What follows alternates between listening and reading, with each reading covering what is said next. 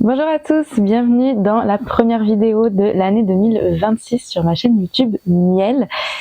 Pour cette première vidéo, je voulais faire une rétrospective, on va dire, de mes lectures de l'année 2025. Je vais essayer de pas trop m'attarder et d'aller assez vite sur cette introduction parce que ça va être assez long. Je vais classer toutes mes lectures de l'année 2025 de la pire lecture à la meilleure lecture.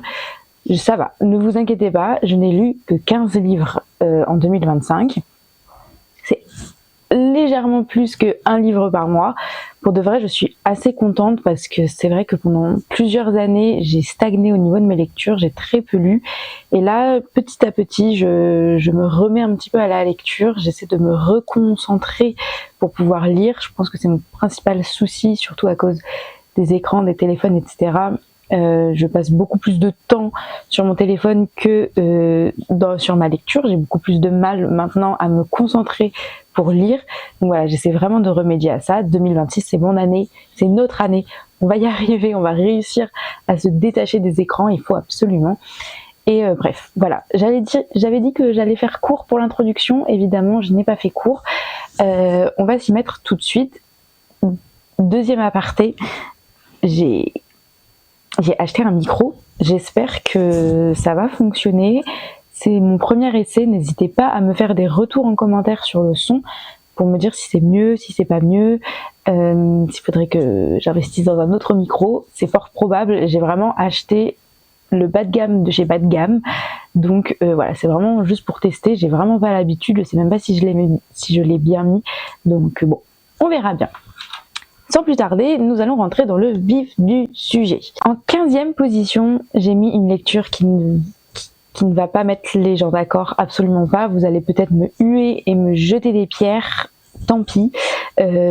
En 2025, je me suis beaucoup avancée dans ces lectures-ci, les lectures de Bridgerton. Et donc j'ai lu les tomes 3 et 4 et 5 et 6. Et donc en 15e position, malheureusement, c'est l'un de ces tomes-là. Le tome 6, celui de Francesca, qui est très apprécié par beaucoup de monde. J'ai mis le tome 6, donc celui de Francesca, en dernière position. C'est vraiment celui qui m'a le moins convaincu de toutes les histoires que j'ai lues jusqu'ici. Voilà, Francesca, elle a une histoire très particulière, quand même assez tragique. Mais l'histoire principale du coup de son tome, pour moi, ce n'est pas une histoire d'amour, c'est une histoire charnelle et c'est tout. Moi, j'aime dans les histoires d'amour quand il y a deux âmes qui se rencontrent, littéralement. Là, ce n'était pas deux âmes, c'était seulement deux corps qui se rencontrent et vraiment, ça m'a embêtée. Peut-être que je n'ai pas juste été sensible à cette histoire, tout simplement, mais j'ai l'impression qu'il y avait voilà beaucoup plus de scènes. Voilà, de scènes olé olé plus que de vraiment scènes d'amour.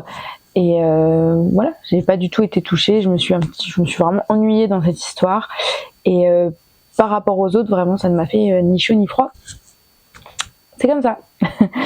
En 14e position, c'est vraiment une déception. Peut-être que j'en attendais beaucoup trop de cette histoire et c'est vraiment dommage.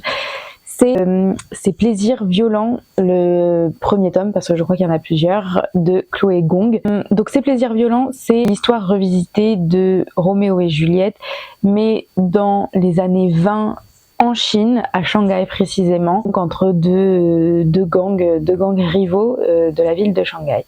Donc un gang qui est un gang chinois et l'autre qui est un gang russe.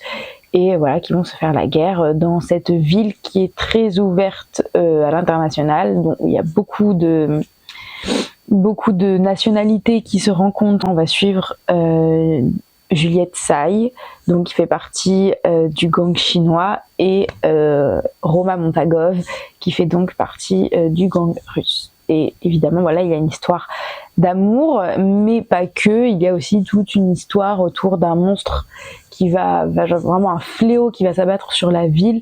Et en fait, Roma et Juliette vont essayer tous les deux de sauver cette ville qui leur tient tant à cœur. Et voilà, on va dire. Alors, j'étais vraiment déçue parce qu'en fait, je trouvais qu'il y avait extrêmement de potentiel dans cette histoire. On pouvait vraiment aller très loin En fait, il y avait tellement de possibilités et malheureusement, je trouve que ça n'a pas été très bien exploité. Et surtout, ce qui m'a le plus dérangé, c'est qu'on est censé être dans la Chine des années 20. Et à aucun moment, j'ai été transportée dans cette Chine des années 20. Donc peut-être que c'est moi aussi qui me fais des idées... pardon, j'ai dû bouger quelques trucs entre-temps. C'est peut-être moi qui me fais des idées sur la Chine des années 20. Mais en tout cas, voilà, je l'ai pas du tout retrouvé et j'ai été très déçue par rapport à ça. Donc c'est dommage. On continue, parce que là, la vidéo va durer vraiment beaucoup trop longtemps. Il faut vraiment que je passe la deuxième. En 13e position, j'ai mis le dernier tome de la saga Red Queen, écrit par Victoria Aveyard. Donc là, ce tome-là s'appelait Warstorm. Alors, ce qu'il faut savoir avant toute chose, c'est que entre le tome 3 et le tome 4, je pense que j'ai dû laisser passer 5 ans. Donc c'est vrai que j'étais plus du tout dans la hype, on va dire, de la saga. Il y avait beaucoup d'éléments dont je me souvenais absolument pas quand j'ai repris ma lecture. Et voilà, j'avais clairement pas l'envie et le temps de relire toute la saga. Donc j'ai fait du mieux que je pouvais, on va dire, voilà, pour ce dernier tome, que j'ai quand même plutôt bien apprécié. Il y avait certaines scènes que j'ai aimées. La chose que j'ai un peu moins aimée, c'est que je trouvais qu'il y avait beaucoup trop de longueur, que ça tournait un petit peu en rond, c'est toujours la même chose. Ils allaient combattre, il y avait quelque chose qui apparaissait, qui leur mettait des bâtons dans les roues, ils devaient recommencer, etc., etc. C'était un petit peu toujours la même chose. En fait, c'est une histoire qui, pour moi, n'aurait peut-être pas dû durer 4 tomes. C'était un petit peu long, 4 tomes. 3 tomes, ça aurait été largement suffisant. Mais j'ai bien aimé la conclusion de cette saga. Mais voilà, je n'en suis pas ressortie fébrile ou avec beaucoup de frissons, etc. Vous voyez, bon, c'était une bonne saga qui avait les bons codes de la dystopie. Disons que c'est pas une saga nécessaire, mais elle est très sympathique, surtout si vous aimez tout cet univers. Franchement, je peux vous le recommander. Mais voilà, je suis très neutre sur cette saga. C'était bien, mais sans plus. Voilà. En 12e position, c'est un tome que j'ai beaucoup aimé, mais les livres qui sont au-dessus, je les ai plus appréciés, donc malheureusement, voilà, ils se retrouvent en 12e position. En soi, j'ai eu que des assez bonnes lectures tout au long de cette année, voilà, j'ai pas eu d'énormes flops, donc bon, bah, malheureusement, ils se trouvent en 12e position, mais c'est tout de même une très bonne lecture. Donc c'est le tome 4 de Bridgerton, parce qu'évidemment, il va falloir qu'on y revienne. C'est l'histoire de Colin et de Pénélope. Je l'ai mis à cette position parce que autant j'adore le personnage de Pénélope Featherington, mais autant le personnage de Colin Bridgerton beaucoup moins. Je ne suis pas de celles qui apprécient le personnage de Colin. Je trouve que c'est un faux gentil. C'est quelqu'un qui est en effet très gentil, qui a de l'humour, etc., qui est là pour ses frères et sœurs, etc. Mais dès qu'il y a quelque chose qui va le contrarier, qui va profondément le contrarier, je trouve qu'il est impulsif, qu'il agit très mal et qui ne sait pas vraiment contrôler sa colère. Ces personnes-là, je les veux très loin de moi. Je n'aime pas ça. Les faux gentils, je n'apprécie vraiment pas. Pour moi, c'est ce qu'est Colin. Donc bof, non, voilà, j'ai pas trop apprécié, surtout par rapport à Colin, mais sinon j'ai quand même aimé l'histoire grâce à Pénélope, on va pas se mentir, grâce à Pénélope. Ensuite, en 11e position, j'ai mis La Cour des Ténèbres de Victor Dixon, le premier tome. Est-ce qu'il a un nom particulier, ce premier tome? Non, le premier tome s'appelle La Cour des Ténèbres, mais la saga s'appelle Vampiria, du coup écrit par Victor Dixon, dans lequel on est, je crois qu'on est en 2015, sauf que on est en 2015, mais le dirigeant de la France, c'est toujours Louis XIV, parce qu'en 1715, quand il est mort, en tout cas quand il était censé être mort, il a été transformé en vampire, ce qui fait de lui le premier vampire au monde. Et depuis, en fait, on va dire que le monde a un petit peu gelé à l'époque de 1715. Et donc là, on se retrouve en 2015. C'est toujours Louis XIV le roi. Et l'aristocratie s'est peu à peu transformée en vampire. Le peuple est devenu comment dire, la réserve de sang des vampires, tout simplement. Les gens doivent une dîme de sang, donc on prélève du sang de la population tous les mois, je crois, pour les vampires. Donc voilà, c'est très particulier, et donc on va suivre une jeune fille qui fait partie de ce peuple qui, après plusieurs épreuves qu'elle a traversées, se retrouve parmi l'aristocratie vampirienne, et va essayer de venger sa famille qui a été détruite par cette aristocratie de vampires. Donc voilà, c'était très divertissant. Pour de vrai, j'ai quand même vraiment apprécié cette histoire. Après, est-ce que je suis encore aujourd'hui vraiment le public, enfin le lectorat pour ce genre de lecture? Je ne pense pas, mais j'ai vraiment apprécié, et je le recommande à beaucoup de gens. Après, je suis vraiment pas compliquée. Moi, je suis passionnée par la période de Louis XIV. D'un autre côté, je suis également passionnée par tout ce qui est surnaturel. Donc évidemment, les deux ensemble, j'ai vraiment beaucoup apprécié. Moi, je vous le recommande. Si vous voulez avoir un temps un petit peu sympathique et tout ça, il faut absolument que je continue la saga. Il va falloir que j'achète les autres tomes. Mais en tout cas, c'était un très très bon premier tome qui, en tout cas, augure de bonnes choses pour la suite, je pense. En 10e position, c'est Rythme de guerre de Brandon Sanderson. Il me semble que c'était la deuxième partie que j'ai lue. Je l'ai mis en 10e position et pas dans les premiers, alors que vous savez très bien que j'adore Brandon Sanderson et j'adore les archives de Rochard. Mais là, je trouvais que ça commençait à tourner un petit peu en rond. J'avais l'impression de toujours lire la même chose. Les personnages que j'apprécie commencent à faire un petit peu n'importe quoi. Donc voilà pourquoi c'est en 10e position. Je reviendrai pas plus sur les archives de Rochard parce que il y a tellement de vidéos sur ma chaîne où j'en parle. C'est une saga que j'aime énormément, mais, et ça je m'en doutais un petit peu quand ils avaient dit qu'il y aurait 20 tomes dans la saga. Je m'en doutais que ça allait un petit peu tourner en rond au bout d'un moment. Et voilà, c'est le jeu. Mais voilà, pour le moment, j'attends de voir la suite. J'attends de voir ce que va nous réserver la suite. Et j'espère que ça va bouger un petit peu et qu'on va aller un petit peu de l'avant. Ce serait pas mal. En 9e position, malheureusement, je suis encore obligée de parler d'un tome de Bridgerton. Donc là, c'est le tome 5, celui de Héloïse, toujours écrit par Julia Quinn. J'ai adoré je sais que c'est pas le cas de tout le monde, mais moi j'ai adoré le tome d'Héloïse. Si on reste que dans l'univers des livres, parce qu'en fait la Héloïse qu'ils ont fait dans la série n'est pas du tout la même que la Héloïse qu'il y a dans les livres. La Héloïse de la série, c'est quelqu'un qui a beaucoup de choses à revendiquer, qui se veut féministe, c'est quelqu'un de très érudit, tandis que dans les livres, pas du tout. Alors, n'hésitez pas à me reprendre si je me trompe, mais il me semble que dans les livres, Héloïse c'est quelqu'un qui n'aime pas du tout lire, qui n'arrive pas à se concentrer pour lire. C'est quelqu'un un petit peu d'hyperactif. J'irai peut-être pas jusque là, mais c'est quelqu'un qui a vraiment besoin de bouger, qui a besoin d'être stimulé, etc. Et les livres, ça la stimule pas du tout.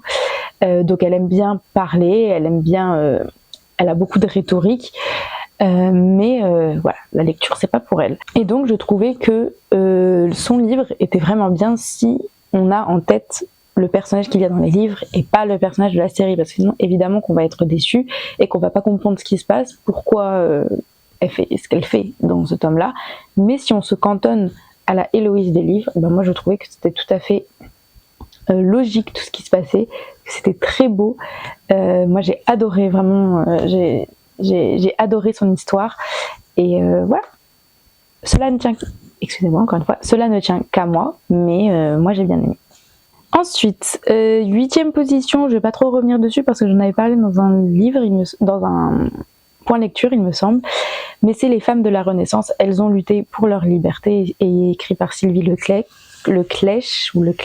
Donc j'ai mis en 8e position et pas plus haut parce que comme je l'avais dit dans ma vidéo, il y avait certaines histoires qu'on connaissait déjà, mais elle m'a fait découvrir d'autres histoires que je ne connaissais pas, comme celle de Louise Bourgeois. Celle-là m'a particulièrement marquée, et je pense que j'en ferai une vidéo sur cette femme.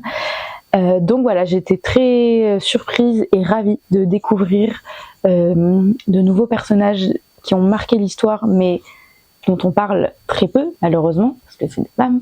Mais voilà, elle m'a fait découvrir d'autres choses, et c'est pour ça qu'elle se trouve en 8e position. 7e position, j'ai voulu me plonger un petit peu dans les grands classiques, et j'ai lu La Métamorphose de Kafka. Donc je vais pas trop revenir dessus, parce que c'est quand même une histoire extrêmement courte. Pourquoi je l'ai mis en 7e position et pas plus haut? Je sais qu'il y en a qui diraient que c'est l'un des meilleurs livres peut-être qui a été écrit, je suis pas non plus de cet avis-là. C'était une bonne histoire qui pourrait être interprétée de différentes manières, mais bon, je vais pas dire non plus que j'étais transportée par cette histoire, vous voyez. C'était une bonne histoire qui était bien écrite, j'aimais bien les sous-entendus qu'on pouvait y en faire. C'était une histoire très sympa, et si vous voulez vous lancer dans les classiques, vraiment je vous recommande vivement de vous lancer dans ce genre de classique, parce que c'est très court, et c'est des classiques qui sont comment dire, utilisés beaucoup de fois, qui sont cités beaucoup de fois, donc ça vous donnera vraiment une bonne culture générale de lire ce genre de classiques, et encore une fois qui sont vraiment très courts, hein, ça vous prendra vraiment pas longtemps de le lire.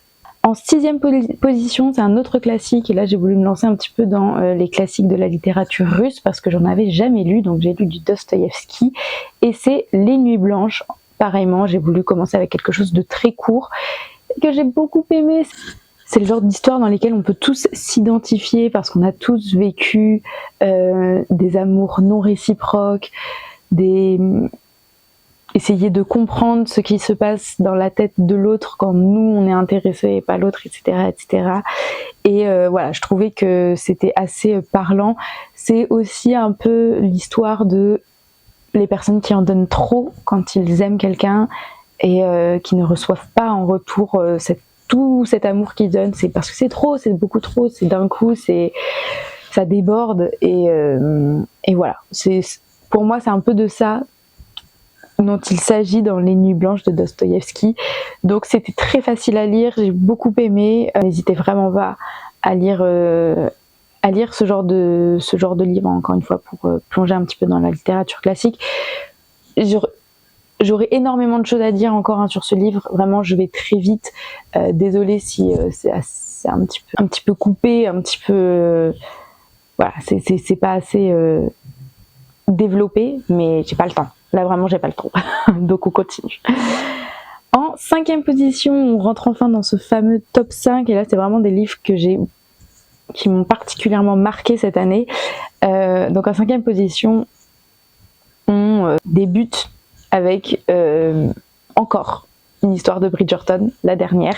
C'est le tome 5, celui de Bénédicte, toujours écrit par Julia Quinn, bien évidemment. Alors vraiment l'histoire de Bénédicte, je crois que c'est, en tout cas pour le moment, c'est vraiment ma préférée. C'est vraiment Cendrillon revisité dans l'histoire des Chroniques de Bridgerton, enfin dans le monde des Chroniques de Bridgerton. C'était fabuleux, tout simplement. Donc s'il y a une histoire à lire dans la Chronique de Bridgerton, c'est vraiment l'histoire de Bénédicte. Elle est magnifique, vraiment elle est magnifique, je l'ai adorée. Il y avait de l'action, il y avait du suspense, il y avait de l'amour, il y avait beaucoup d'amour, et voilà, vraiment un petit bijou, je l'ai adoré. Je sais qu'il y en a qui vont me juger d'avoir mis la Chronique des Bridgerton avant La Métamorphose ou avant Les Nuits Blanches, mais ne me jugez pas, c'est juste que j'ai ressenti vraiment plus d'émotion dans ce tome-là. Voilà, c'est comme ça. En 4e position, alors là c'est un livre qui a été très dur à lire, mais qui est vraiment tellement nécessaire, c'est Réparer les femmes de Denis Mukwege et Guy Bernard Cadière. Donc ces deux hommes sont des chirurgiens qui se sont donnés pour vocation en fait de réparer le corps des femmes. Donc Denis Mukwege a fondé un hôpital à Panzi, si je me trompe pas, au Congo. Et donc en fait là-bas la situation est absolument terrible, et il y a beaucoup de femmes qui se font agresser dans les rues. Je rentrerai pas dans les détails parce que je veux pas que ma vidéo fasse strike, bien évidemment. Elles subissent des choses inimaginables. On fait subir à leur corps des choses absolument atroces et j'ai encore du mal à croire qu'il y en ait qui aient pu survivre après ce qu'on leur a fait subir. Mais voilà, Denis Mukwege du coup a gagné le prix Nobel de la paix en 2019, je crois, du coup, grâce à tout ce qu'il a fait pour ces femmes au Congo et au-delà du Congo. Et en fait, Guy Bernard Cadière, lui, il a permis de faire venir, d'importer une technique chirurgicale qui a vraiment révolutionné la médecine, en tout cas la médecine pour le corps des femmes. Et voilà, c'est du coup leur histoire, c'est leur témoignage, c'est comment ils ont marqué la vie de ces femmes en fait au Congo, etc. Et vraiment c'est nécessaire. C'était très dur à lire parce qu'il y avait certains passages qui étaient explicites. Personnellement, je n'irai pas voir le film parce que je sais qu'il y avait des scènes beaucoup trop dures. Déjà que j'ai eu du mal à les lire, mais alors à les voir, ce serait une torture. Mais voilà, si vous n'allez pas voir le film comme moi parce qu'il y a des scènes qui sont dures, lisez au moins le livre. Il faut savoir en fait ce qu'il se passe dans ces pays. Il faut savoir où on en est internationalement par rapport à ces sujets, parce qu'il y a tellement de choses à faire encore. Le combat est loin d'être terminé et en fait stop quoi, on subit beaucoup trop nous les femmes, vraiment on subit beaucoup trop. Et j'ai bien aimé parce qu'à la fin ça a vraiment développé des sujets. En fait, ça a permis de toucher tellement de sujets et ils ont développé sur le capitalisme, sur l'humanité en fait, sur qu'est-ce qui font de nous des hommes, et des hommes avec un grand H, des humains et des êtres humains, et pourquoi en fait on n'agit pas différemment tout simplement. Pourquoi est-ce qu'on n'a pas envie que tout le monde soit heureux? C'est vraiment enfin bref, c'est assez dingue. Ça remet beaucoup, je dirais pas que ça remet beaucoup de choses en question, mais ça remet des choses en perspective et ça fait énormément réfléchir sur notre monde actuel. On en sort avec un petit peu de haine, je vais pas vous mentir, mais ça nous donne quand même au moins envie de se battre pour avoir une vie meilleure, tout simplement. Une vie meilleure et pour tout le monde. Voilà. Donc vraiment nécessaire ce livre, lisez-le. Il est court en plus, il fait 150 pages, vous n'avez pas d'excuses. En troisième position, ensuite j'ai mis La parfaite lumière de Eiji Yoshikawa, qui est donc le tome 2 de La pierre et le sabre. Donc l'histoire de Miyamoto Musashi. Je ne vais pas revenir là-dessus parce que encore une fois j'en avais parlé dans un point lecture, mais c'était magnifique, c'était très introspectif. Pareil que pour Réparer les femmes, en fait ça fait poser beaucoup de questions sur la manière dont on agit dans notre monde, et de se poser les bonnes questions de pourquoi on agit de cette manière, qu'est-ce qu'on a envie de faire passer comme message, comment on a envie de laisser notre trace dans ce monde, comment on a envie de le marquer. Et voilà, je trouvais que ça faisait poser les bonnes questions en fait sur notre place dans ce monde. C'est assez philosophique au final, mais voilà, j'ai beaucoup aimé comment se terminait l'histoire. Enfin, on est vraiment dans ce Japon de l'époque médiévale, donc bon, toute l'ambiance, etc. est tellement bien retranscrite que on se laisse vraiment porter par les paroles de l'auteur et ça fonctionne juste trop bien. En deuxième position, c'est Fouché de Stéphane Zweig, dont j'ai aussi parlé sur cette chaîne, parce que c'est un personnage que je ne connaissais absolument pas et... attendez, j'ai des fourmis dans le pied, c'est horrible. À travers la plume en fait de l'auteur, j'ai vraiment découvert un personnage qui a marqué l'histoire, mais l'histoire avec un grand H. Je ne le connaissais absolument pas, c'est vraiment un personnage de l'ombre, mais pour moi c'est vraiment une histoire que tout le monde devrait lire, parce qu'il a été tellement important dans l'histoire de alors déjà dans l'histoire de la Révolution française, mais après dans l'histoire de Napoléon et ensuite dans l'histoire de la Restauration. Enfin, c'était vraiment un homme qui a marqué son temps, dont on ne parle plus du tout aujourd'hui, enfin en tout cas plus du tout en dehors de ceux qui font une licence d'histoire. Donc vraiment, je n'hésitais pas à le lire. Tous les romans de Stefan Zweig sont à lire. Sa plume est incroyable. Il détaille tellement bien en fait la manière dont ça a pu jouer sur l'esprit des gens, sur la mentalité, etc. Tout était super bien mis en avant. C'était extrêmement clair. Donc vraiment, si vous voulez lire des romans d'histoire, je peux que vous recommander ceux de Stefan Zweig. Il se lit super bien, c'est facile à lire, c'est agréable à lire et vous en apprenez tellement. Et enfin, en première position, j'ai mis un livre qui m'a été recommandé par l'un de vous en commentaire. C'est Jacaranda de Gaël Fay. J'espère que je le prononce bien, je suis navrée, j'ai jamais vu aucune interview de lui, ni rien, du coup je ne sais pas comment ça se prononce. Je crois que vraiment c'est enfin ça c'est sûr puisqu'il est en première position, c'est vraiment le livre qui m'a le plus marqué cette année. Premièrement, c'est super bien écrit. Je sais pas comment dire, mais sa plume est tellement fluide. Tout est limpide, tout est clair, on comprend exactement le message qu'il a envie de faire passer. C'est l'histoire d'un jeune garçon métis, donc d'un père français et d'une mère rwandaise, qui n'a jamais posé beaucoup de questions sur son enfance, mais enfin pas sur son enfance, mais sur ses origines. Mais plus que ça, c'est surtout qu'il n'a jamais reçu de réponse par rapport à ces questions sur ses origines. Sa mère n'a jamais voulu en parler. Il ne sait rien, absolument rien du Rwanda ou de la famille qu'il pourrait avoir là-bas, etc. Bref, ce petit garçon va grandir et après avoir fait la rencontre de son cousin éloigné, il va vouloir en apprendre plus sur ses origines. Au fil du temps, il va aller au Rwanda. En fait, tout le livre, c'est un peu une quête de ses origines, une quête au-delà de ses origines, une quête sur la compréhension de ce qu'il s'est passé au Rwanda, de l'effet, les conséquences que ça a eu sur la jeunesse rwandaise. Je pense que oui, il mettra toute sa vie à essayer de réellement comprendre l'impact que ça a pu avoir sur sa population.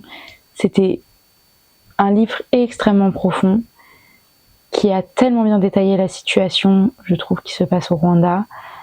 Ça m'a vraiment beaucoup marqué en fait, et je pense que ça marque absolument tout le monde, ce genre de livre. Et je pourrais pas plus en parler, enfin vraiment lisez-le pour comprendre, mais c'était un livre très juste et vraiment j'en avais parlé à tout le monde dans mon entourage quand j'étais en train de le lire parce que voilà, il m'avait trop marqué. Donc bon, j'avais jamais lu Mon Petit Pays, du coup le premier livre de Gaël Fay, je l'ai reçu à Noël, donc bien évidemment je vais le lire en 2026 et j'espère être tout autant touchée par cette première histoire que je l'ai été par Jacaranda. Mais vraiment, n'hésitez pas à lire ce livre. Enfin, n'hésitez pas une seconde à le lire. Si vous le voyez en librairie, achetez-le et lisez-le. C'est magnifique, vraiment, c'était une superbe histoire. Donc voilà, j'ai terminé ce long top 15. Je vais essayer de faire au mieux lors du montage pour le réduire au maximum. N'hésitez pas à me dire, vous, dans les commentaires, quelles ont été vos meilleures lectures de l'année 2025 et vos pires lectures de l'année 2025. Je serai ravie de vous lire et on se retrouve pour de prochaines vidéos.